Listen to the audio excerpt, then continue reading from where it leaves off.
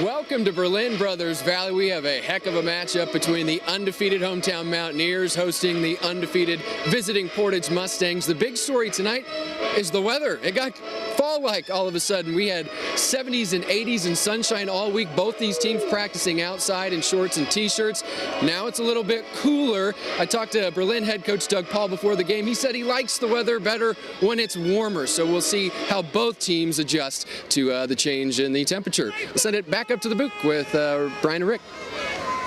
Joined by Berlin Brothers Valley head coach Doug Paul. Doug, your defense forced 3 turnovers in that first half. How important was that to keep your team in the game early on? Oh, that was huge. That first quarter, we probably gave up 150 yards easy. We were bending but not breaking, and defense just stepped up when they had to. It took us a while to get the offense going. We're a young team, one senior on each side of the ball, and, their eyes were big at the beginning of this. Some of these guys, this is the first time they played in an environment like this, but once we settle down, we got to keep this going now.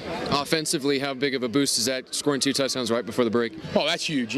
We've been doing that all year. It's just like I said, we were shell-shocked there at the beginning, missing blocks, passes, my word. We were throwing the ball in the ground, and, we got to keep it going, though, now. A lot of football we played left, a great team over there, a great coach, and, they're going to make some adjustments. We got to be ready to go with it. All right, thank you very much, Coach. Appreciate it. All right, again, the halftime score, Berlin Brothers Valley leads Portage 14-0, but for now, let's toss it to the academic spotlight. All right, thank you very much. Joined by Portage head coach Gary Gass. Gary, what do you need to do to get some points on the board and get back in this football game? Well, we had our chances and opportunities in the first half. We drove 4 times down and we didn't get it in.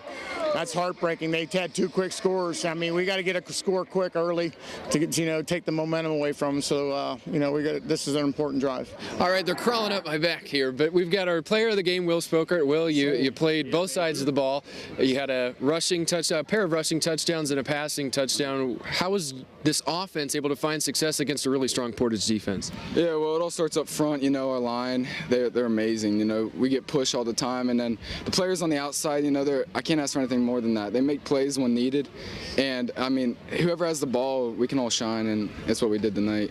Yeah, we're trying to get head coach Doug Paul in here if we can wave him in.